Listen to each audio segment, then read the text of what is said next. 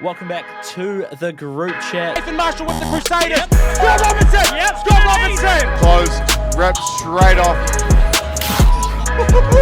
Conor McGregor, Israel Adesanya, John Jones, GSP, Anderson Silva. Welcome back to the group chat. It's our Thursday show, Phil. After missing a Tuesday because it has been a heck of a week. It has been an absolute heck of a week. So much going on, topped off by the Melbourne Cup. And then into Cup Week.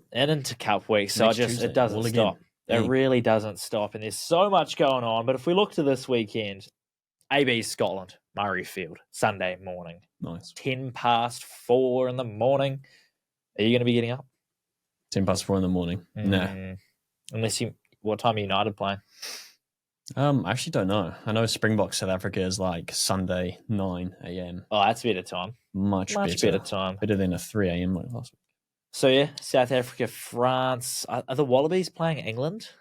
Maybe. There's a whole bunch of rugby union international. Plenty going on. Yeah. Plenty going on. Stacked. You get into the rugby league, it's the Pacific Champion Finals. Sunday? Saturday. Mm-hmm. Sunday. Eden Park? So Belarus Kiwi Ferns over in Sydney. Nice. Sunday, 3:35. And then also in Sydney, same stadium, CommBank Stadium, at 6:05. A little double header. Kiwis Samoa double header for the Pacific Championship Finals. Very nice. Nice. You've also got the Kiwi Derby down at Sky Stadium this weekend. Yeah. Auckland FC, after doing the sweep over the Knicks, head down to Wellington. Currently 10-2 on aggregate with 3 wins Auckland FC's way. 2-0, 2-1, 6-1 in their last meeting. Yeah. Gross if you're a Knicks fan. Unreal if you're a Black Knights fan.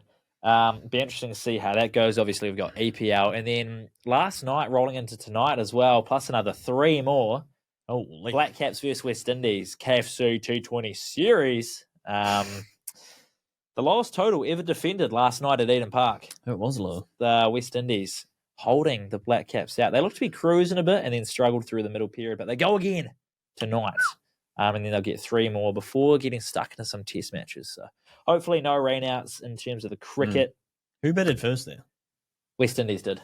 They scored 164. There you go. 164. And New Zealand thought easy. Well, it's at Eden Park. You've got 30-metre boundaries straight and 40-metre boundaries square. Yeah. So you'd be thinking, just get a little tap on it, away you go. But no, we were 9 down with about 5 overs to go, needing 60. Yeah. We got close, though, because Mitch Santner went berserk. 50, was it? Yeah, 55? he got 50-odd, striking at 200. Just boundary. I was watching it last night, and I was thinking, West Indies are cruising here. They're cruising. What are we bowling? Why are we still bowling like this? And West Indies, I was like, what are you doing here? You're like throwing the game. Genuinely, it felt like they were doing their best they could to make a game out of it. They've never won in New Zealand a T20 game. They've won on a super over, but they've never won inside of 20 overs. And I was thinking they're trying their best to keep that streak alive. Yeah. Because it was crazy how bad they were bowling to Mitch Santner. Unbelievable. I couldn't. Anyway. Kiwi Derby this weekend. Expectations from the game. What do you want to see? Because obviously a sweep last year. It was pretty boring, to say the least. The first game last season at Sky Stadium, a 2-0 win to Auckland FC. Tough. 2 goals coming in the last 10 minutes of the game, thanks to Phoenix Era's really. Real tentative sort of vibe to it.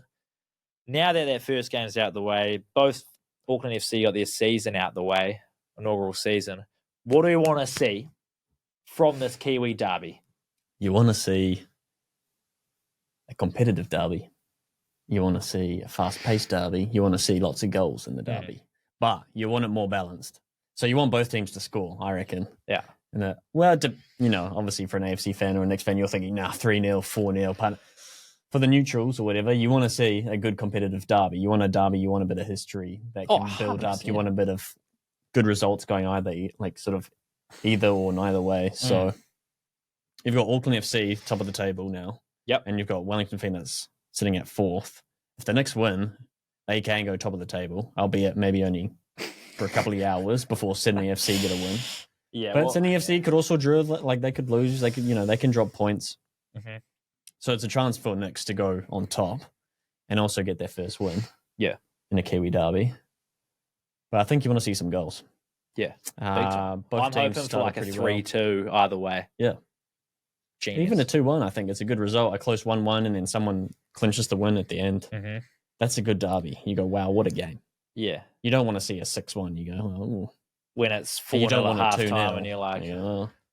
I think the 2-0 was a worse watch than the 6-1. Because at least 6-1, you're seeing goals and you're like, yo, let's go. It's very one-sided here, but at least we're seeing goals. Some action. The 2-0 opening game of the derby, it was talked up to be, the El Clasico. Tempers flaring, shin pads snaps, crunching tackles, rip-snorting goals, and both teams just going for it for 90 minutes. It turned into an 80 minutes of... It's very cagey. Yeah. Let's sit back. Let's see if they're going to make an error before us. And then it also happened the Phoenix made the first error in the 82nd minute or something. But no, you're right. I want to see an intense game. I want to see both teams running around, wanting to get stuck into some tackles, go win those 50-50s. I think the intensity of it is going to play a big factor. The crowd hopefully gets amongst it. I know the Auckland FC supporters area sold out. Oh, really? I don't know about the rest of the stadium, but hopefully the Knicks fans can get around it. Nice. And the weather looks like it's going to hold out for Saturday too. So it should be a nice evening. That's Squash Stadium. Yeah. Nice. Score prediction? What do you reckon? Not what you want to see, because we know we want to see goals. I honestly think I can see a 2-1. I can see a 2-1. Which way? I can see there's arguments for both. I can see Knicks winning. Mm-hmm. They've started well. Obviously drew against Central Coast, but they had the stats to back them up to win that game. Yeah. They scored within the first 4 minutes. Eze has been really good since he's joined. Yep.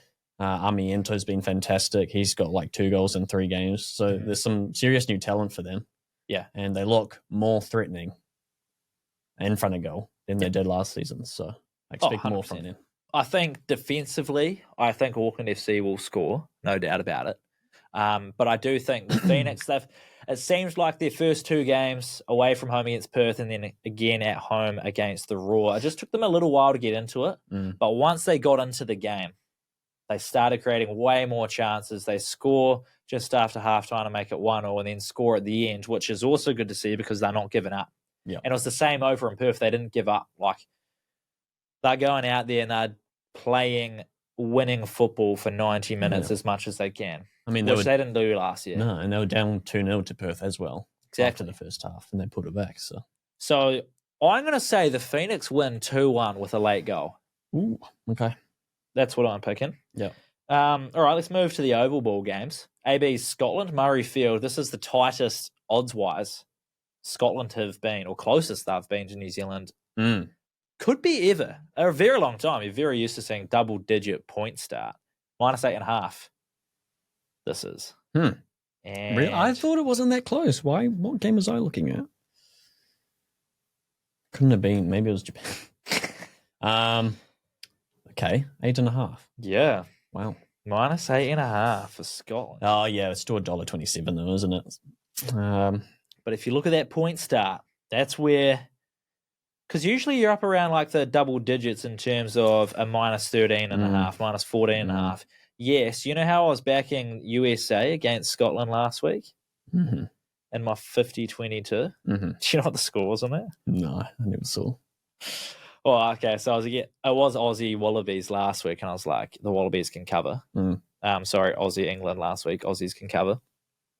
They scored 5 points and got dispatched.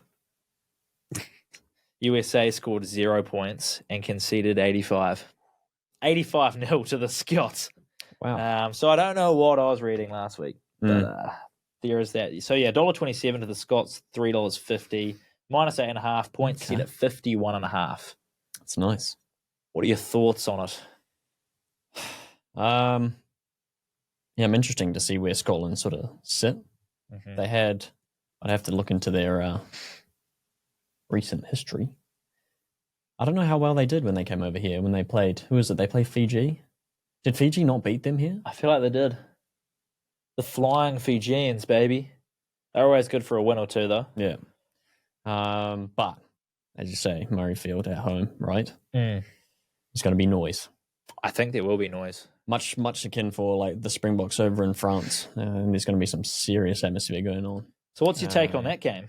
Because I haven't even looked at the odds for that, but it is South Africa $1.67. France 2.15, 1.5 point start. Yeah. Total set at 50.5. Yeah. It's interesting because obviously Springboks won 4 of the last 5 against them. But at least 4 of those 5 games, they've sort of won it by, almost 4 or less points. It's always been pretty close apart from one outlier. In addition to that, I think the All Blacks played them 3 times. It was like the last 3 games, actually, it may have been. It was the All Blacks.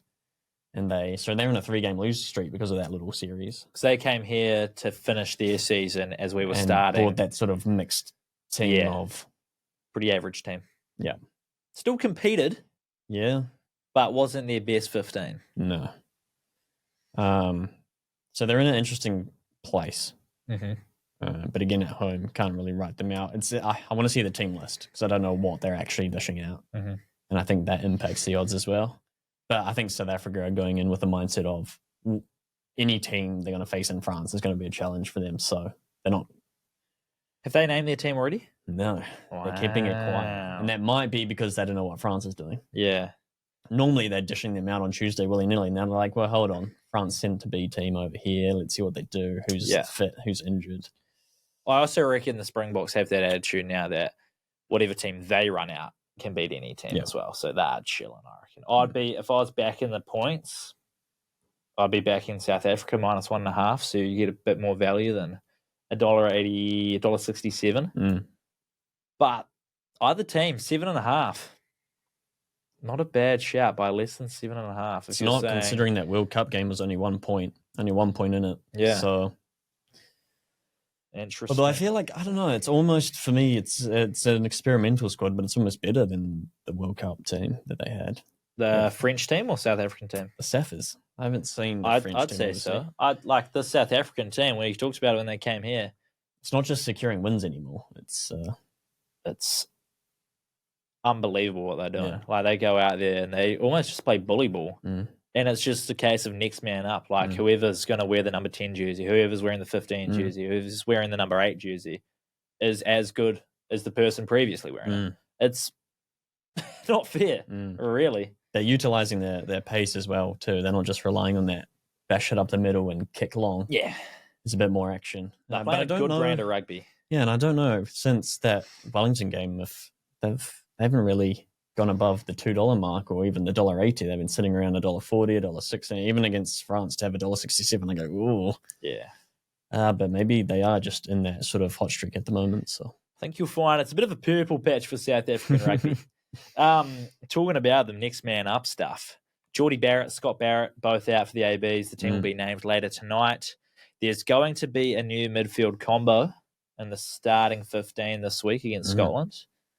Quintapaya, Stefan Anuku potentially, and then also questions about Peter Larkai, Wallace Atiti. Not at midfield, though. Not in the midfield. Who's wearing the 8? Who's wearing the 13? Satiti or Larkai, get in.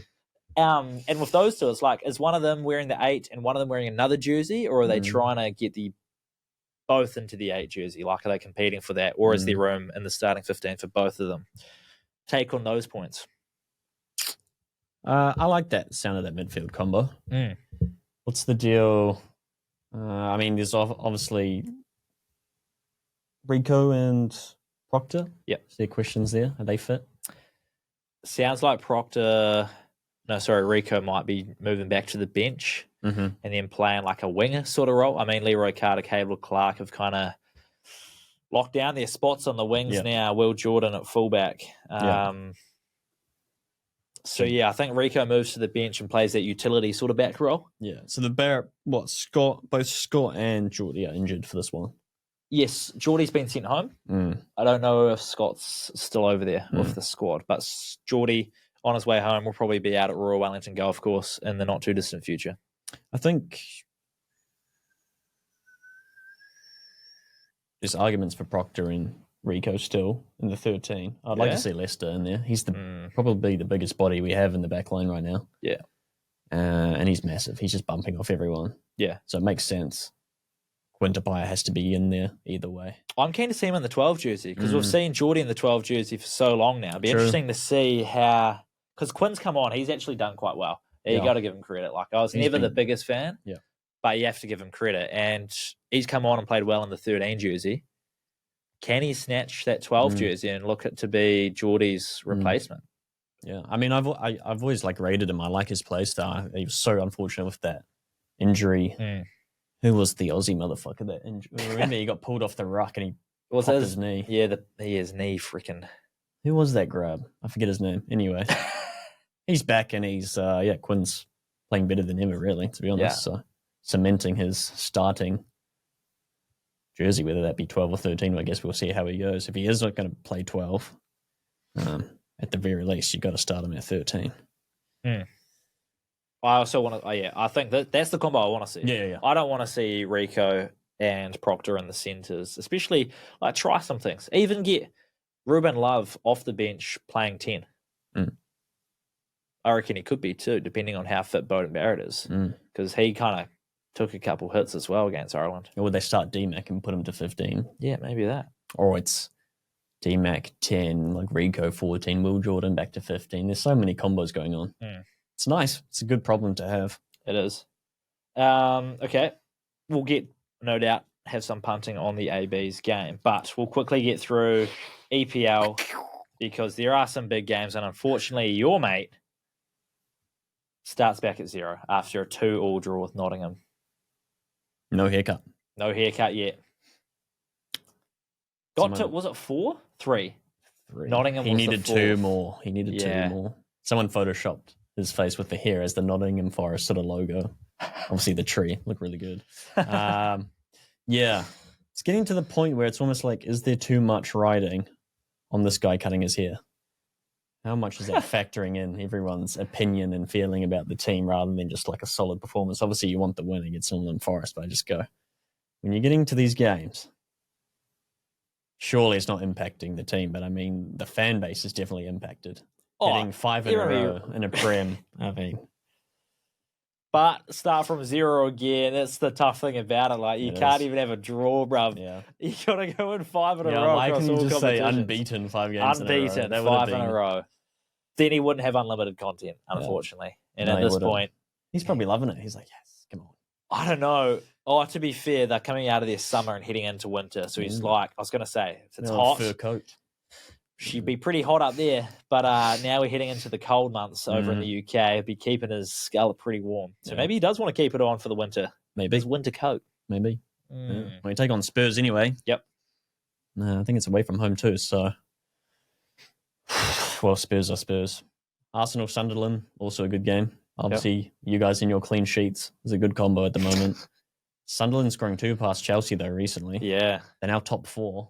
But what are Chelsea doing? Because they drew 2-2 in Champions League today. Was it 3-3? It might have been 3-3. Scoring, conceding, and getting red cards. Yeah, I guess that's what they're doing. Yeah. Way to answer the question.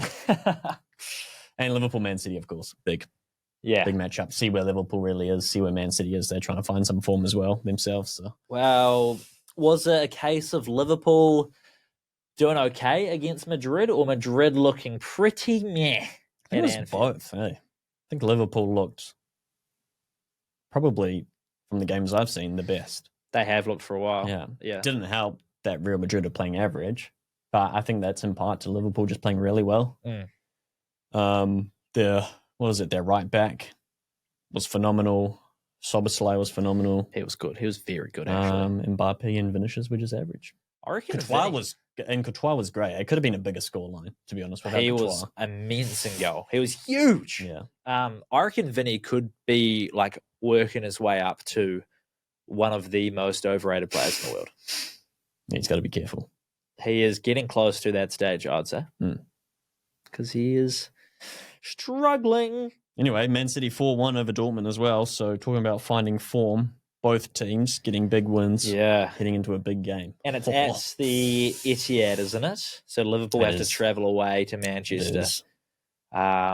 although not a massive travel week because they were lucky enough to be at home against Madrid. So Yeah. you're sticking within the nation.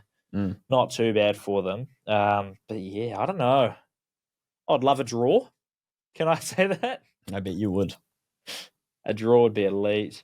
I think You want to draw with Sunderland? I think it's very reasonable.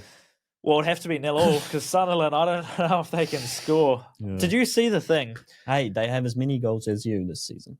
Wait, no, they don't. How many do you have? 18. Liverpool have 18. Sunderland have 12. How many have Sunderland conceded? Too many. Arsenal, 3. You know, Arsenal faced crazy one, that it's still one only shot 3. on target in the month of October. Really? And it was barely a shot on target. It was like a crossed ball in, and it was a header that Raya met at the point of him headering it. So it was technically a shot on target. And other than that, so I watched That's this TikTok insane, video, and it was like, I'm about to show you a highlight reel of Arsenal's shot on targets faced in October. Played this 1-second clip. That's it. And I was Thanks like, for going. what? So they faced one on the weekend, not on the weekend in the Champions League. Mm. But yeah, 3-0, 8 consecutive games, keeping a clean sheet. I mean, Sunderland's up there with some of the better defense. Not as good as 3 for the season, but they've only conceded 8 and 10. Yeah. It's not impossible. But I mean, if Arsenal aren't scoring off set pieces, they're scoring off assisted set pieces because we might win a penalty off a corner now. Mm-hmm. And then once you crack it open, then they start to break it down and score off open play. So it's actually looking a little bit scary for the teams if Arsenal aren't just relying on set pieces. They're starting to piece it together a little bit more now, which is nice. Yeah. I think Arsenal win 2-3-0 maybe. Ooh, okay. Touch wood. We will see. I think you can score 1. Whether that's a win or whether that's a draw, we'll see. I think you can score 1. Arsenal can score 1. Against Sunderland, yeah. I think that's a great shout. I reckon Arsenal can score 1 too. I'm not sure who's scoring more than that. I really like Sunderland. Really? Yeah, I think they'll give you a hard time. I'm not saying you won't win. I think it's going to be tougher than 3 or 4-0, as you put it. Wow. Watch this space. Watch. What if Xhaka scores an absolute belter I mean, you got to give it to against him. the former team? You got to give it to him. Nah, he wouldn't celebrate, I reckon. I reckon he would go crazy. You reckon? I reckon he'd go crazy. Maybe at home. Is he not captain for Sunderland? He could be. If it was at the Emirates, I don't think he would celebrate. No way. I agree. Maybe at home, actually, yeah. Anyway. Passion for the badge and all that. That's the Xhaka. Come on. All right. Let's get into our punting. One more week for you. 50-22 versus 40-20. You've got one more game of rugby league until 2026. Scary. What do you got for us? Tough. Kiwi Samoa final. Bosh. I looked at their team list last week and I said, how are you not playing Kenny? Yeah, they moved Casey, I think, to centre. Nickel Cockstead was there at fullback and they brought in Sebastian Chris. I was like, how is Kenny not slotted into that team? Blows my mind. Lo and behold, they changed it. Unbeknownst to me, an hour before the game, Kenny, fullback. Chance, centre. Casey, wing. Oh, perfect. Just what I was thinking. Too bad I've missed him score and I didn't make any money. Shot. Kenny is too good. He's elusive as. Kiwis 1-12. Kenny to score. Nice. 275 into 310. That. Oh yeah, very good. On that, Casey McLean is so good. He is. What's his try score? I don't know why I ignored him now, but yeah, he's flying. I took a double on that into the Melbourne Cup. It was Casey McLean to score, Kiwis to win into a River of Stars placing. And it was going to pay nice. Yeah. And I got through to the Melbourne Cup and River of Stars came 4th. Couldn't believe it. Could not believe it. And that would have put me up big against what a lad, James Marshall.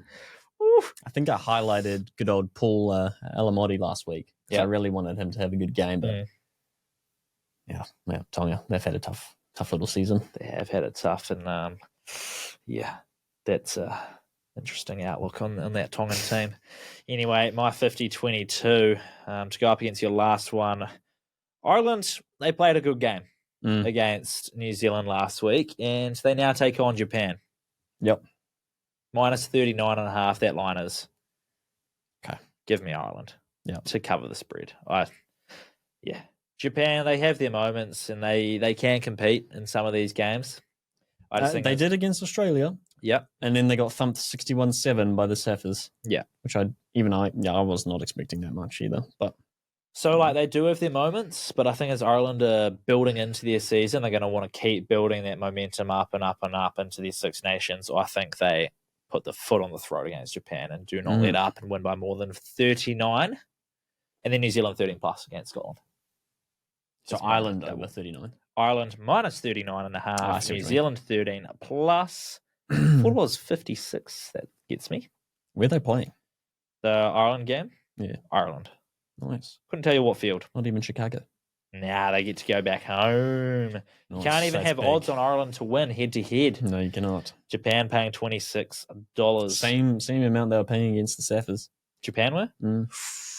And what happened then? Hopefully I can get a 50-22 up.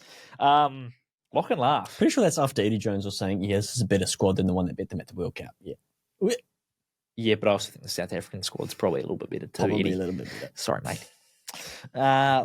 Much. Last week, now we didn't have the Tuesday show, so I couldn't actually tell you this, but my lock and laugh both got up last week. Again. 2 weeks in a row, I've had both of them get up. Whoa. Holy moly. The lock. Yeah. New Zealand winning margin, 11-20 against Ireland. What they win by was 13-26 or 12-26-12, something like that. Hang on, I need to fact check this now. I checked it this morning. I just got to double check this. 26-13. 13 points victory, so 11-20. Yes. Bang. Yeah, confirmed. And I also had Observer to win the Victoria Derby as the lock. So the laugh was New Zealand to win 11-20. Observer to win the Victoria Derby at Flemington on Saturday, $2.15. Nice. Storm time, baby. Let's go. So I'm going to hit you with my lock and laugh again right now because they're on a heater. AB's minus 8.5. Into Mr. B placing at Flemington. Mr. Beast. Mr. Brightside. Race 7 Flemington on Champions Day. Nice. $3.64 for the lock. And then my laugh, I've got both the Kiwis and ABs to win 13 plus at $8.16. So if you want to ride the heater, get on both of those. Little doubles, two doubles. Big. What do you got for me? I was looking at that Kiwi Samoa market store, cheeky betcha boost. Nikora or Dane Mariner to score either team 1-12, 320. That's not bad. Mm-hmm. Mariner's kind of goated. He is pretty good. Nikora, he hasn't really been scoring, but he can head a line. Wouldn't be surprised if he gets over at some point. Yep. I do think it's close again, so 1-12. That's not a bad little boost going on. I do like those betcha boosts. Some of them are quite appetizing. Indeed. Casey, we talked about him. Him anytime. That's not a bad bet. Anytime. Yeah. What's he paying? $2.60 to score at any time? Get on the Casey. Nah. I thought it'd be like $1.80. It's a lock. Have they sorry, it's a super boost. Yeah, that's why it's 260. Get on that. Crucial. And then another super boost, both teams to score. We talked about it. We said we both want it to happen. It's also a super boost. Yeah. How about that? 250. Yeah. And the laugh. Wow. Sunderland. $7.75. Cheeky 1-0. That's all it takes. You reckon? And also, I need some points to drop off Arsenal. You reckon Sunderland can be the team to score the 4th goal past Arsenal this season? You're forgetting this is the laugh segment. True. This is true. Do you know what's But yeah, sure. Why not? You know what's a bit of a laugh? I was listening to a Ronaldo interview the other day. He was asked if he thinks, Arsenal, if Arsenal can win the league? Yeah. They're playing good football. Definitely a possibility it can happen. You reckon Man United can win the league? Well, no, I don't think it's possible. No, not at all. Yeah. He's not giving them a chance. But what? They were probably top 4 top 4 a week ago. Yeah, so they're probably top 4 when the interview was happening. Which was crazy, considering how we started the season. Yes, even though you play 7 of the top 10 teams, whatever, man. To be top 4, you're like, okay, fair dinkum. This is going good. 100%. Drop a couple of points for Nottingham. We need some points against Spurs. So I agree, though. I don't think we will win this season, but we can at least be hitting that top 4 as we've shown. So it's good. It's more than enough. Get back into the European football. Yep. Start building up our play style. Getting some good results at all. That's all that matters. Nice. All right, I'll just get these super boosts out of the way. Then you've already got 2 of them. Casey McLean, anytime try scorer, you mentioned that, $2.60. Both teams score on the Kiwi Derby, $2.50. Get amongst both of those. I like both of those. Yeah. Haaland, anytime goal scorer against Liverpool, $2.30 he's paying. Now, I think we talked about it a couple of weeks back. Yep. City don't score unless Haaland scores, basically.